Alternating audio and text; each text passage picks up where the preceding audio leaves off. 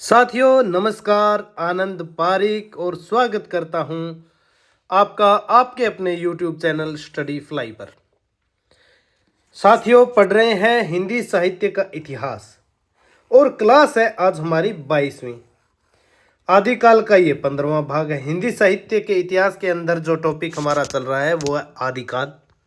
हिंदी साहित्य का प्रथम कालखंड आदिकाल और आदिकाल की ये हमारी जो है ये 15वां भाग चल रहा है। आदिकाल में हम पढ़ रहे हैं आदिकालीन लौकिक साहित्य। देखिए सिद्ध नाथ जैन रासो साहित्य से आगे बढ़ते हुए हम लौकिक साहित्य में आए और लौकिक साहित्य में हमने ढोला मारूरा दूहा वसंत विलास विद्यापति अमीर खुसरो को पढ़ते हुए आज हम इसके जो अंतिम क्लास में हम प्रवेश कर चुके हैं। संदेश रासक और प्राकृत पेंगलम, इन दो रचनाओं को हम जो है विस्तार से जानेंगे, उनके बारे में देखेंगे।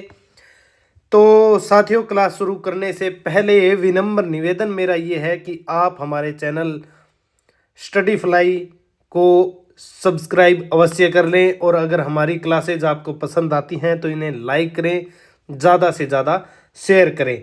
तो हम साथियों देख रहे हैं आज संदेश रासक और प्राकृत पेंगलम। तो चलिए शुरू कर देते हैं हम। संदेश रासक पहली हमारी रचना आज की संदेश रासक अब्दुल रहमान ने लिखी और ये आएगी लौकिक साहित्य के अंतर्गत। लौकिक साहित्य के अंतर्गत क्यों आएगी? क्योंकि अब्दुल रहमान ने मध्यम वर्ग जो सामान्य लोग हैं उनके लिए, सामान्य लोग के लिए ही संदेश रासक की रचना की। तो जो शिष्ट साहित्य है उसके समक्ष लोक साहित्य, शिष्ट साहित्य में जो संस्कृत साहित्य है अपभ्रंश साहित्य वो आ जाएगा। जो विद्वान या अभिजात वर्ग का साहित्य है और जो वो शिष्ट साहित्य उसके समक्ष लोक साहित्य के प्रति जगत की जो अवहेलना थी उस अवहेलना को दूर करने के लिए, लोक साहित्य को एक विशेष पहचान देने के लिए अब्दुल रहमान अधैमान संदेश रासक की रचना करते हैं। और ऐसा उन्होंने लिखा है अपने रचना की भूमिका में, प्रारंभ में ये बातें उन्होंने लिखी है। बहुत ही युक्ति संगत और प्रबल तर्क उन्होंने लोक साहित्य के विषय में दिए हैं। देखिए वो तर्क क्या है, बहुत ही अच्छे तर्क हैं। वो मैं आपको इस वीडियो के अंत में, इस क्लास जब समाप्त होने वाली होगी तब मैं आपको बताऊंगा। तो मैं भूल न जाएं हम इस विषय में बात करना, इसलिए यहाँ लिख देता हूँ तर्क। अब्दुल रहमान के क्या तर्क किया, जो युक्ति संगत जो प्रबल तर्क उन्होंने दिए हैं वो क्या हैं संदेश रासक के विषय में या लोक जन साहित्य के विषय में, वो मैं आपको इस क्लास के लास्ट में, अंत में वो सब तर्क मैं आपको बताऊंगा।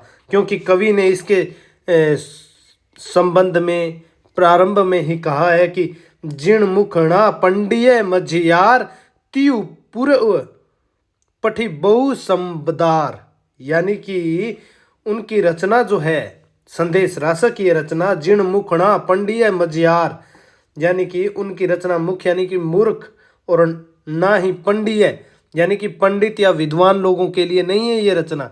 मूर्ख तो क्या जानेंगे, उनमें तो समझ ही कहाँ है, तो उसका आस्वादन वो मूर्ख तो नहीं कर सकते। तो मूर्खों के लिए रचना नहीं कर रहा हूँ, ना पंडिय और ना ही पंडितों के लिए, विद्वानों के लिए। उनके समक्ष तो शास्त्रीय रचनाओं शिष्ट साहित्य की लंबी परंपरा जो है वो है। तो उनके सामने लोक साहित्य या भाषा काव्य का तो क्या महत्व वो देंगे उसे, वे तो ज्ञानी लोग हैं और निंदा ही करेंगे लोक साहित्य की। तो उनके लिए भी ये रचना मैं नहीं कर रहा हूँ। जीर्ण मुखणा पंडिय, ना ही पंडित ना मूर्खों के लिए, मझियार यानी कि मध्यम वर्ग के लिए, जनसाधारण के लिए, सामान्य लोग के लिए मैं ये संदेश रासक जो है वो लिख रहा हूँ। तो बहुत ही प्रबल तर्क हैं जो मैं भूमिका में दिए हैं संदेश रासक की में, वो हम बाद में बात करेंगे। पहले चलिए देखते हैं संदेश रासक के विषय में। रचनाकार अब्दुल रहमान, अब्दुल रहमान भी बोलते हैं, रचनाकार हैं अब्दुल रहमान, अब्दुल रहमान अधैमान, अधैमान इनका जो है वो अपभ्रंश नाम है। अधैमान क्या है? अपभ्रंश नाम है अधैर्यमाण। संदेश राशक ये एक दूत काव्य है। देखिए दूत काव्य, संदेश भेजा जाता है, संदेश काव्य है एक तरीके से। तो अपभ्रंश में अधैर्यमाण, अब्दुल रहमान भी कह सकते हैं। अब्दुल रहमान कोई समस्या नहीं है, मुल्तान के निवासी थे, मुल्तान के निवासी थे। ये जुलाहा वंश में उत्पन्न एक मुसलमान थे, किंतु इनकी आत्मा जो है हिंदू संस्कारों में निहित थी। ये किसी भी भारतीय भाषा में रचना करने वाले प्रथम मुस्लिम कवि के रूप में प्रसिद्ध हैं। कौन? अधैर्यमाण। अधैर्यमाण यानी कि अब्दुल रहमान। अब्दुल रहमान किसी भी भारतीय भाषा में रचना करने वाले प्रथम मुस्लिम कवि हैं। इनके बाद नंबर आता है अमीर खुसरो का। ये हमारी गलती रही कि हमने क्रम से नहीं पढ़ा। संदेश राशक के बाद में हमें खुसरो को पढ़ना चाहिए था, लेकिन अधिक महत्वपूर्ण होने के कारण उन्हें पहले पढ़ लिया गया है। ये थोड़ी सी मिस्टेक या गलती रही है कि उन्हें एक सीक्वेंस से हम पढ़ते तो ज़्यादा अच्छा रहता। तो अब्दुल रहमान के बाद में अमीर खुसरो को हम पढ़ते, लेकिन कोई बात नहीं है, इतना बड़ा भी कोई विषय नहीं है। तो ये किसी भी भारतीय भाषा में रचना करने वाले प्रथम मुस्लिम कवि के रूप में प्रसिद्ध है। कौन? अब्दुल रहमान। इनके बाद जो दूसरे मुस्लिम कवि आएंगे वो होंगे अमीर खुसरो, वो हम पढ़ चुके हैं। ये हिंदी के प्रथम मुसलमान कवि माने जाते हैं। मतलब भारतीय भाषा में रचना करने वाले प्रथम है, तो हिंदी के भी प्रथम हो ही जाएंगे। हिंदी के प्रथम मुसलमान कवि हैं। हिंदी के प्रथम कवि तो सरहपा है, ये याद रखिए। हिंदी के प्रथम कवि कौन है? अगर मुसलमान यहाँ से हटा दिया जाए तो वो सरहपा है। ये हिंदी के प्रथम मुसलमान कवि हैं। और खड़ी बोली हिंदी के प्रथम कवि जो हैं वो है अमीर खुसरो। अमीर खुसरो, ये चीज़ें जो है आपने अलग अलग इन तथ्यों को मिक्स नहीं करना है। खड़ी बोली हिंदी के प्रथम कवि हैं अमीर खुसरो।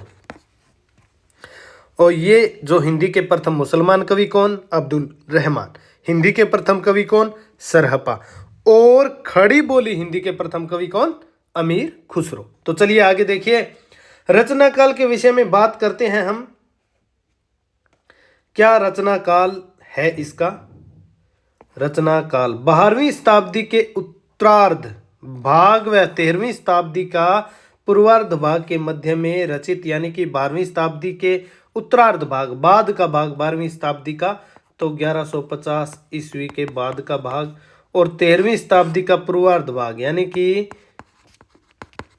पहला 13वीं शताब्दी का 1250 से पहले पहले, इन 100 वर्षों के मध्य ये रचित रचना है। 1150 से 1250 ईस्वी के मध्य, तो ये रचित इनकी रचना मानी जाती है। इसके अलावा देखिए अलग अलग विद्वानों ने अलग अलग इसका समय माना है, लेकिन जो सर्वमान्य मत है जीन विजय सूरी का वही होगा, सर्वमान्य मत यही होगा।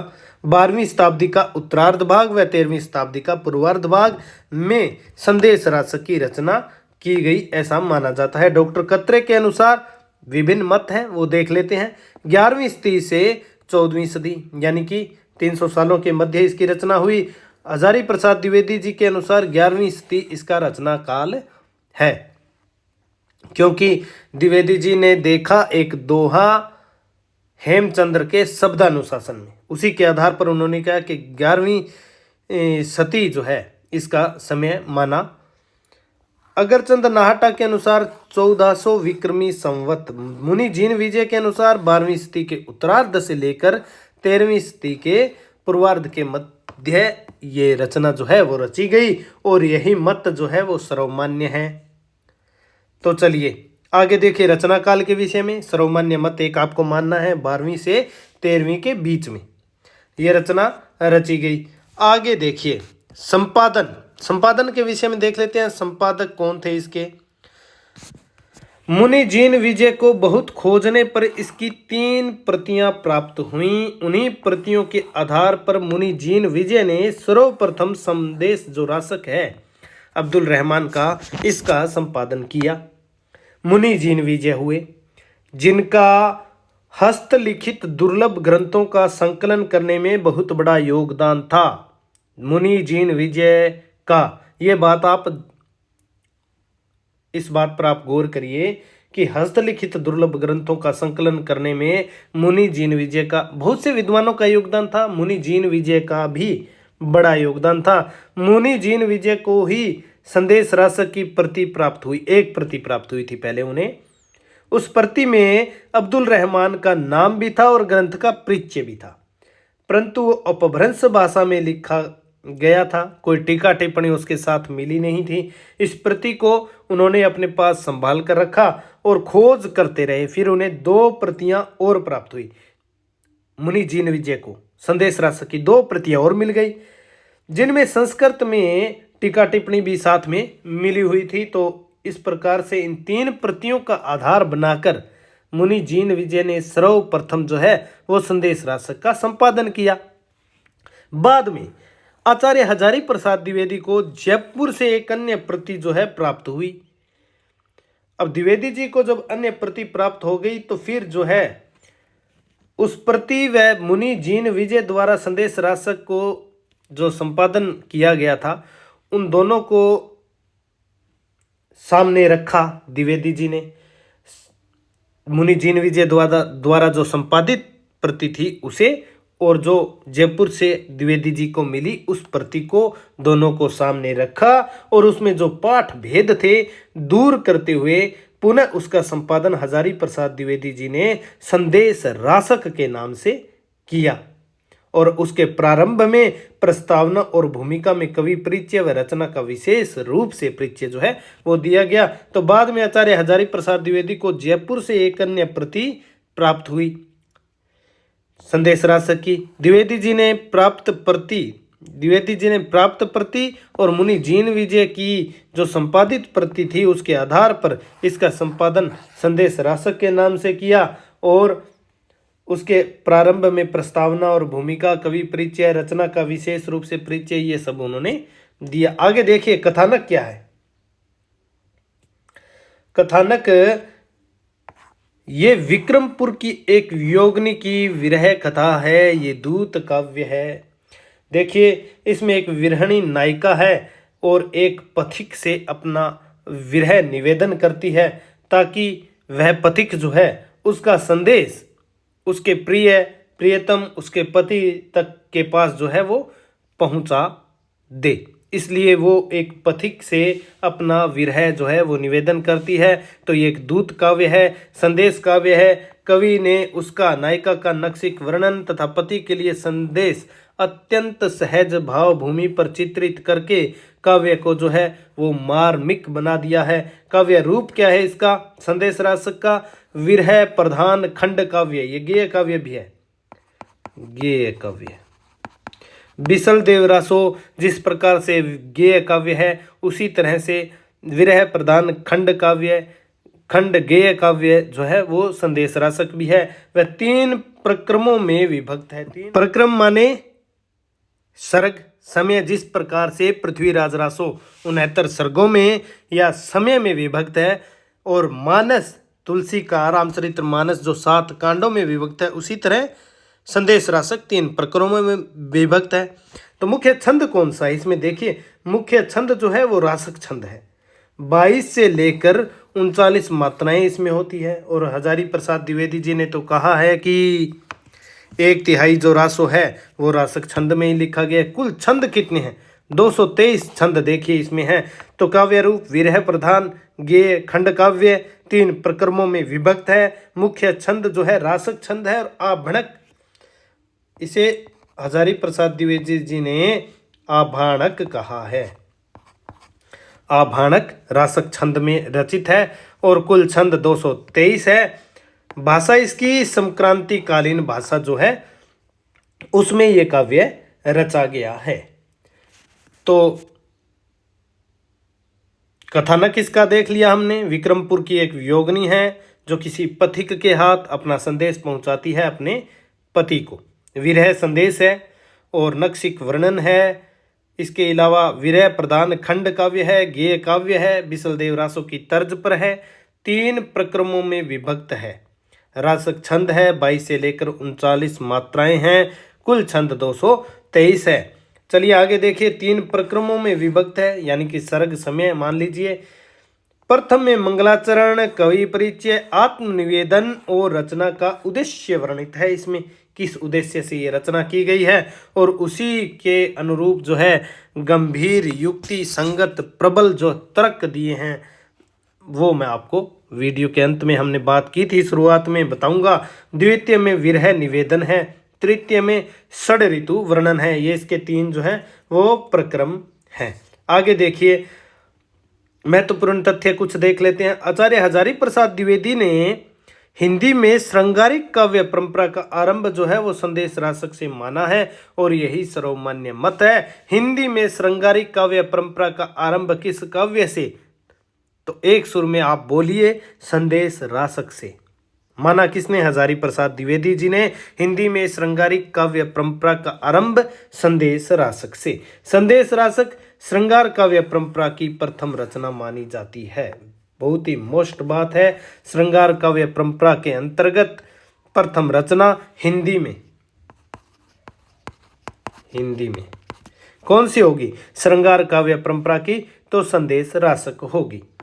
यह वियोग श्रृंगार प्रधान रचना है। आचार्य हजारी प्रसाद द्विवेदी जी ने अब्दुल रहमान को हिंदी का प्रथम कवि माना है, लेकिन यह मान्य नहीं है। हिंदी का प्रथम कवि सरहपा है।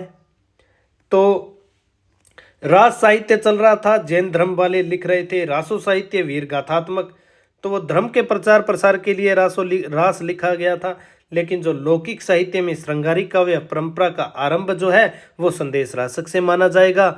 और आगे देखिए, संदेश रासक के विषय में विद्वानों के महत्वपूर्ण कथन क्या क्या है वो है, देखिए पहला कथन देखिए, आचार्य हजारी प्रसाद द्विवेदी जी का कथन है, संदेश रासक बहुत महत्वपूर्ण जो है विरह काव्य है, जो एक और ढोला मारू की मारवाणी की याद दिलाता है तो दूसरी तरफ पद्मावत की नागमती की। आचार्य हजारी प्रसाद द्विवेदी जी का ये मत है, संदेश रासक बहुत महत्वपूर्ण विरह काव्य है जो एक और ढोला मारू की मारवाणी की याद दिलाता है। ढोला मारू रदुआ हम पढ़ चुके हैं। तो दूसरी तरफ पद्मावत की नागमती का भी वियोग खंड है पद्मावत में, तो यह भी एक विरह काव्य है, तो उसकी याद हमें दिला देता है। आचार्य हजारी प्रसाद द्विवेदी जी ने यह कहा है।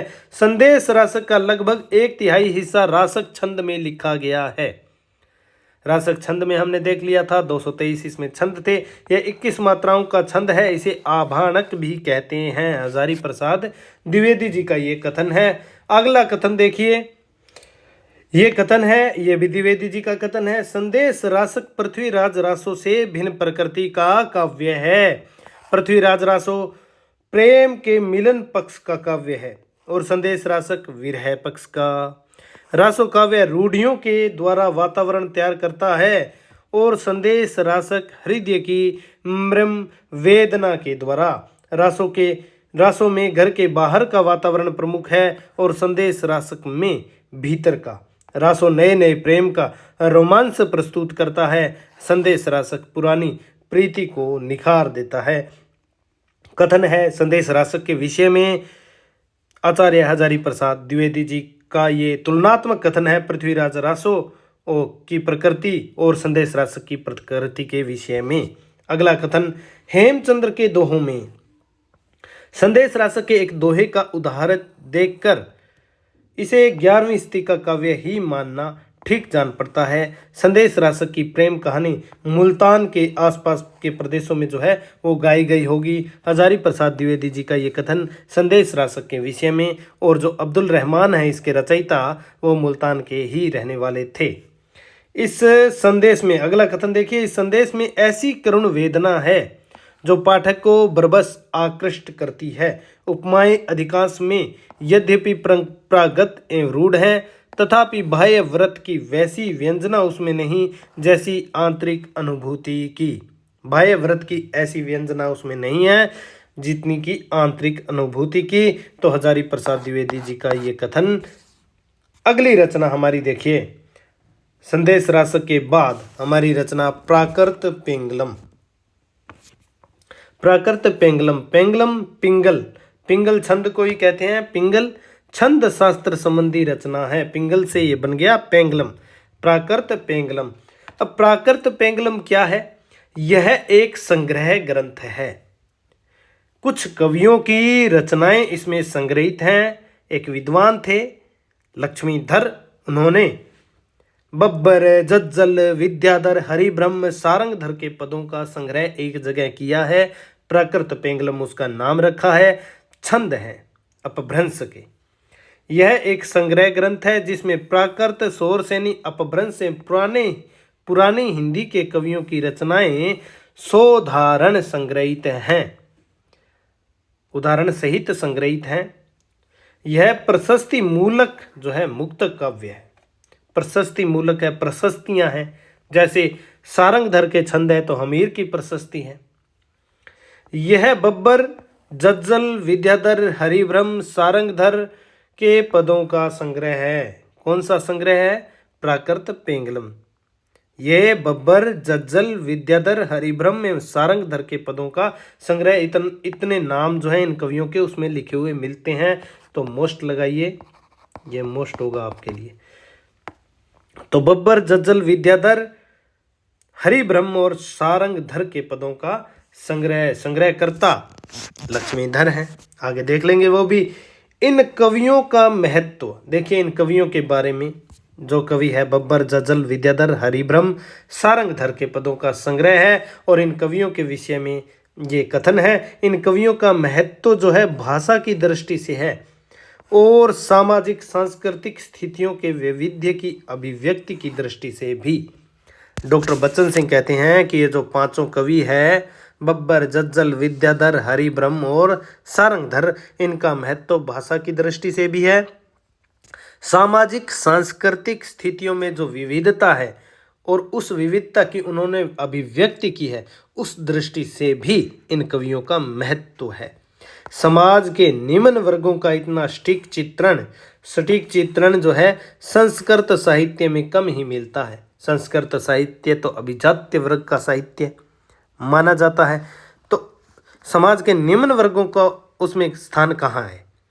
तो इतना सटीक जो चित्रण है समाज के निम्न वर्गों का, वो इसी में मिलता है। इस दृष्टि से बब्बर की संग्रहित रचनाएं अधिक महत्वपूर्ण है। डॉक्टर बच्चन सिंह का ये कथन है प्राकृत पेंगलम के इन रचनाकारों के बारे में जिनके पद इसमें संग्रहित हैं। प्राकृत पेंगलम के संग्रहकार कौन है? संकलनकर्ता कौन है? लक्ष्मीधर है। मोस्ट होगा आपके लिए। लक्ष्मीधर ने 14वीं शताब्दी के अंत में इन पदों का संकलन किया। कब किया? 14वीं शताब्दी के अंत में। लक्ष्मीधर ने प्राकृत पेंगलम में उदाहरण उसी तरह प्रस्तुत किए हैं जैसे हेमचंद्र ने शब्दानुशासन में। बिल्कुल यह जो है उदाहरणों का और जो है ग्रंथ है, छंद शास्त्र से संबंधित है। 100 उदाहरण जो है संग्रहित हैं छंद इसमें। उसी तरह बिल्कुल जिस तरह से बाद में रीतिकालीन कवियों ने रीति ग्रंथ लिखे, बंशीधर ने प्राकृत पेंगलम पर इसी नाम से टीका लिखी है। टीका यानी कि इसकी व्याख्या लिखी है प्राकृत पेंगलम के नाम से ही। आगे देखिए। प्राकृत पेंगलम में पुरानी ब्रज भाषा, राजस्थानी खड़ी बोली, अवधी और मैथिली भाषा का सम्मिश्रण है। प्राकृत पेंगलम में बब्बर की रचनाएं भी संग्रहित हैं जिनमें सुखी एवं संपन्न जीवन के विषय में चर्चा जो है वो की गई है। प्राकृत पेंगलम से विभिन्न वर्गों की आर्थिक स्थिति का पता भी चलता है। ये वर्ग कौन कौन से हैं? धनी, निर्धन और उन दोनों के मध्य का वर्ग यानी कि मध्यम वर्ग। इन तीनों का भी हमें इसमें पता चलता है। तो धनी, निर्धन और मध्यम वर्ग का, ये डॉक्टर बच्चन सिंह का कथन है। उदाहरण देखिए कैसे पता चलता है। मुझे कुछ उदाहरण अच्छे लगे इसलिए इन्हें यहाँ संकलित लिखा है मैंने। उदाहरण देखिए। वर्षा ऋतु उसी को सुखकर होती है जिसके पास ऊंची छाजन का स्वच्छ घर हो, विनयशील गृहिणी हो और धन से भरा मुद्रा गृह हो। लोकर तो पैसों से भरा हुआ होना चाहिए, तिजोरी। और वर्षा ऋतु उसी के लिए सुखकर होती है जिसके पास ऊंची छाजन का अच्छा ऊंचा घर हो, बड़ा मकान हो और स्वच्छ हो। जो वर्षा ऋतु आते ही डूब जाए, गरीब तबके के लोग हैं जो ऐसी जगहों पर रहते हैं, निचले जगहों पर जहां बरसात आते ही वो डूब जाते हैं, उनके लिए वर्षा जो है वो दुश्वारियां बढ़ाने वाली होती है। उनके लिए वो सुक्कर नहीं होती, वो ऐसे मतलब आनंद नहीं लेते झूम कर सावन आ गया, ऐसा आनंदित होने का मौका उनके पास नहीं होता। तो निम्न वर्ग का जो है इसमें बहुत ही मार्मिक चित्रण किया गया, और इसका जो देखकर जो इसका वर्णन है वो हमें प्रगतिवादी कवियों की याद भी आ जाती है। पेट पीठ मिलकर हैं एक, चल रहा लकुटिया टेक अपनी भूख मिटाने को। तो सामान्य किसान, अगला देखिए, सामान्य किसान तब सुखी होता है जब उसे प्रिय द्वारा केले के पत्ते में दूध मिश्रित ओगार का भात, गाय का घी, मोयनी मछली, नालीच के गुच्छे का साग मिले। तो इन चीज़ों से वो जो है वो संतुष्ट होता है, सामान्य किसान वो खुश रहता है, उसकी तबीयत जो है वो खुश रहती है।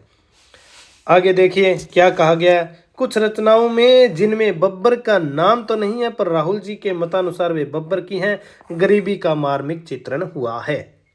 शीतकाल में जब ठंडी पछुआ हवा चलने लगती है, बहुत ही ठंडी, ओलों की वृष्टि होती है। ऐसा लग रहा है इसे पढ़ते वक्त जैसे प्रेमचंद का कोई उपन्यास गोदान पढ़ रहे हैं।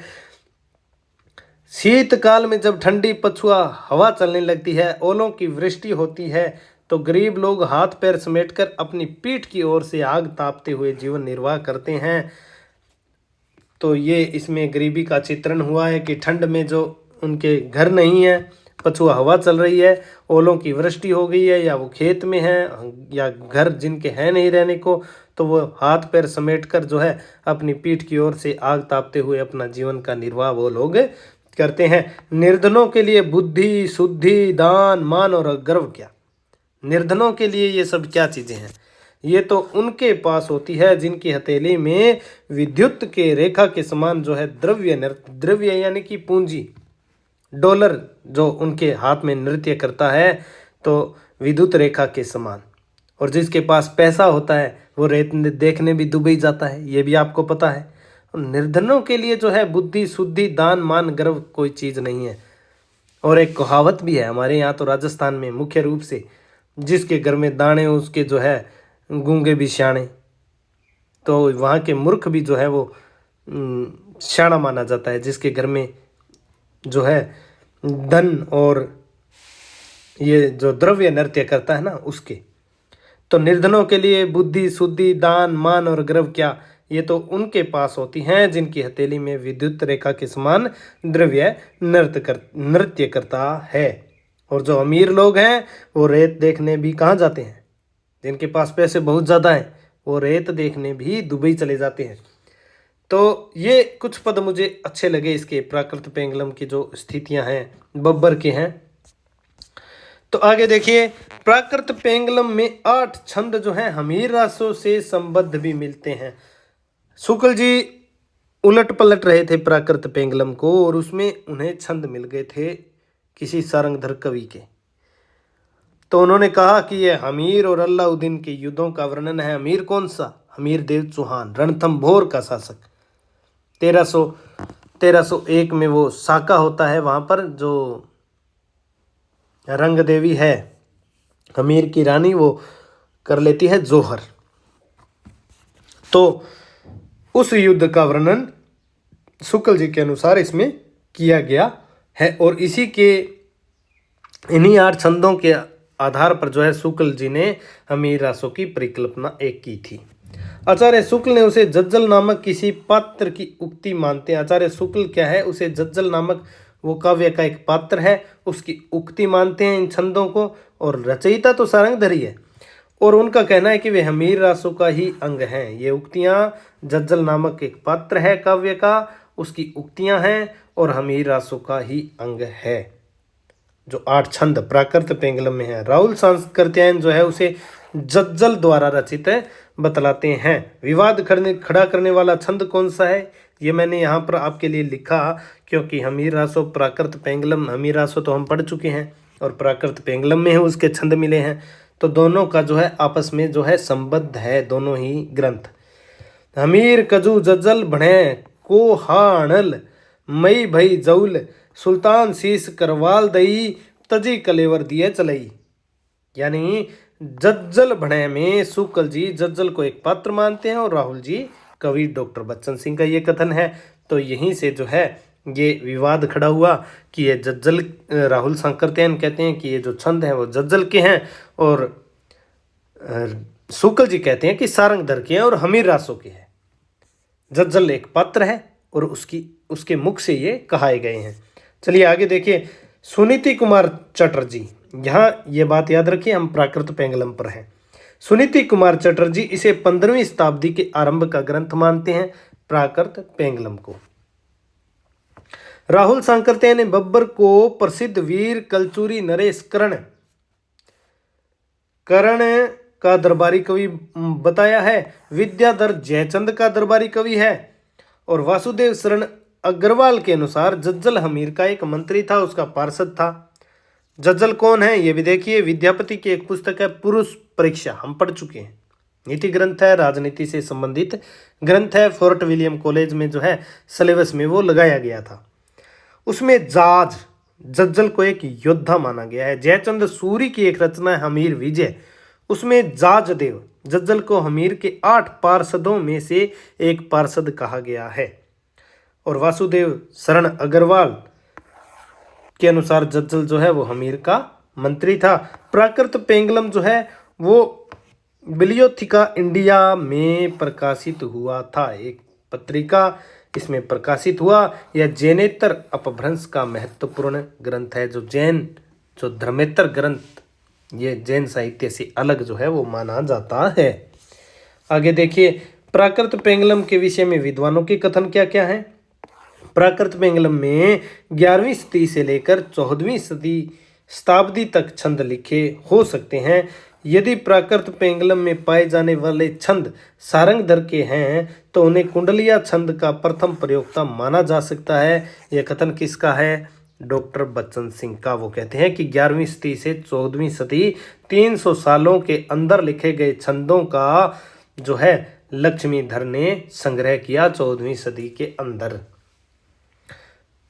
हिंदी के प्रारंभिक भाषा रूप और छंद को समझने के लिए प्राकृत पेंगलम एक प्रामाणिक ग्रंथ है, ऐसा मानना है डॉक्टर बच्चन सिंह का। आगे चलिए, लक्ष्मीधर नामक पंडित, अंतिम जो ये कथन है हजारी प्रसाद द्विवेदी जी का है। लक्ष्मीधर नामक पंडित जो है उसने 14वीं सदी में के अंत में प्राकृत पेंगलम नामक एक ग्रंथ का संग्रह किया, जिसमें प्राकृत और अपभ्रंश के छंदों की विवेचना है और उदाहरणों के रूप में कई कवियों की रचनाएं जो हैं उद्धृत हैं। हजारी प्रसाद द्विवेदी, लक्ष्मीधर नामक पंडित ने 14वीं सदी के अंत में प्राकृत पेंगलम नामक एक ग्रंथ का संग्रह किया, जिसमें प्राकृत और अपभ्रंश के छंदों की विवेचना है और उदाहरणों के रूप में कई कवियों की रचनाएं जो है उद्धृत हैं। हजारी प्रसाद द्विवेदी जी का ये कथन है। तो आज का ये जो संदेश राशक और प्राकृत पेंगलम है ये यहीं पर समाप्त होते हैं। एक बार हम दोबारा से देख लेते हैं। कुछ हमने लिखा भी था, क्या देखना था। संदेश राशक के तर्क जो दिए थे अब्दुल रहमान ने, कि उसने कहा कि शास्त्रीय जो ग्रंथ हैं उनके विरुद्ध लोक की स्थापना जो करने का प्रयास मैं कर रहा हूँ। और क्या कहा था, एक दोहा जो था वो जिण मुख ना पंडिय मझियार तई ती है पुरऊ पट्ठी बहु संबदार। तो ना मूर्खों के लिए मैं रचना कर रहा हूँ, ना विद्वानों पंडितों के लिए, मैं तो मध्यम वर्ग के लिए, लोग के लिए मेरी रचना कर रहा हूँ। और विद्वान लोग तो मेरी निंदा ही करेंगे। अभिजात्य साहित्य के समक्ष जो है लोक साहित्य को प्रतिस्थापित करने के लिए ही जो है अब्दुल रहमान ने संदेश राशक की रचना की। और युक्ति संगत व प्रबल तर्क जो है रचना के आरंभ में दिए। वो तर्क क्या दिए मैं आपको बता देता हूँ। प्रारंभ में तर्क दिए हैं कि यदि रात में चंद्रमा उदित होकर लोक का चित्त हरता है तो क्या घर में रात्रि में दीपक न जलाएं, कि दीपक का महत्व नहीं है। यहाँ देखिए मनोरंजन से संबंधित है, आनंद से संबंधित है कि जो बड़े लोग हैं, अभिजात्य वर्ग हैं, वो तो विद्वान लोग हैं, वो अगर साहित्य से या किसी तरह जो है जीवन में अपने मनोरंजन करते हैं तो क्या गरीब को इसका जो है अधिकार नहीं है। यदि रात्रि में चंद्रमा जो है रात में उदित होकर लोक का चित्त हरता है तो क्या मतलब दीपक गरीब लोग हैं अपनी झुग्गी झोंपड़ी या अपने जो लोग है, जो मध्यम वर्ग है, जो सामान्य लोग हैं, वो नहीं दीपक जलाएंगे। यदि तरु शिखरों पर बैठकर कोयलें सरस और मधुर स्वर करती हैं तो घर की मुंडेरों पर कौवे ना करकराएंगे, मतलब कौवे ना बोलेंगे, वो अपनी ध्वनि को खत्म कर लेंगे क्योंकि उनका स्वर जो है कोयलों जैसा सरस और मधुर नहीं है। क्या इसलिए वो बोलना बंद कर देंगे? बिल्कुल भी नहीं। कोयल का अलग महत्व है, कौवे का अलग महत्व है। यदि कोमल हाथों वाली स्त्रियों के द्वारा बजाई गई अति मधुर वीणा को लोग सुनते हैं तो क्या साधारण स्त्रियों के क्रीड़ा विनोद में बजने वाले ढोलक के शब्द को ना सुना जाए? क्या हम इस तरह तो हम जो है वो अपने जीवन में आनंद और मनोरंजन जो है वो कर ही नहीं पाएंगे, क्योंकि संपन्नता में जो लोग आनंद लेते हैं उनके समान तो जो मध्यम वर्ग है या जो गरीब है, निम्न वर्ग है, वो नहीं पहुंच पाएगा। तो क्या वो आनंद नहीं लेंगे, मनोरंजन नहीं करेंगे, या उनकी जो किया गया कार्य वो कार्य नहीं होगा? यदि मद युक्त श्रेष्ठ हाथी राग से मस्त हो उठता है तो क्या दूसरे हाथी जो मद युक्त नहीं है, वह श्रेष्ठ नहीं है, तो क्या वह उन्मत्त नहीं हो सकते? पारिजात वृक्ष जो नंदन कानन में विकसित होता है वो फलता फूलता है, तो क्या शेष वृक्ष जो नंदन कानन में नहीं है उन्हें फूलने का अधिकार भी नहीं है? तो ये प्रश्न जो है वो युक्ति संगत प्रश्न किए हैं अब्दुल रहमान ने। आगे और देखिए, यदि लोक वाहिनी गंगा सागर में जाकर मिलती है तो क्या अन्य नदियां प्रवाहित होना बंद कर दें कि वो तो मिल गई है सागर में जाकर, वो तो समाप्ति हो गई है वहाँ उसकी, तो अन्य नदियों को बहने का अधिकार नहीं है, वो भी बहेंगी और नदियों का तो समान महत्व है। यदि सूर्य के उदय होने पर कमलिनी निर्मल सरोवर में विकसित होती है तो क्या हमारे घर की बाड़ी में लगी लौकी को विकसित होने का अधिकार नहीं है? हमारे तो वही काम आएगी। तो यहाँ पर अभिजात्य और मध्यम वर्ग का एक तरीके से दोनों ही रचनाओं में, संदेश रासक और प्राकृत पेंगलम में, आप जो है वो एक मार्क्सवादी जो चिंतन वो देखते हैं। प्रगतिवादी कविता जो लिखी गई थी उसमें आप पहुंच जाते हैं।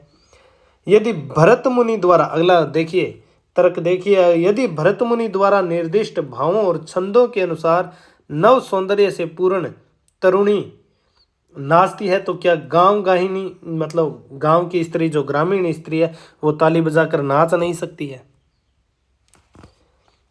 यदि दूध युक्त शर्करा युक्त चावल की खीर उबलती है तो क्या कन्फूसी सहित रबड़ी ना दरबड़ाए?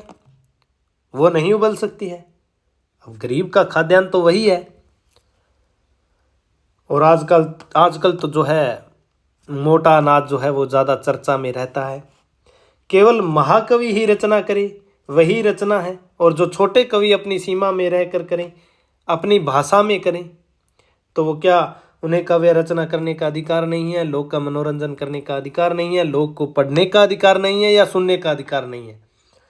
ये कुछ जो है तार्किक प्रश्न जो है संदेश रासक के माध्यम से जो अब्दुल रहमान करते हैं। ये चीजें हैं संदेश रासक के प्रारंभ में, ये तर्क हैं, युक्तिपूर्ण तर्क हैं। तो आज हमारा जो है संदेश रासक पूर्ण हुआ, प्राकृत पेंगलम पूर्ण हुआ। तो इसी के साथ जो है आज ये हमारी क्लास हम पूर्ण करते हैं।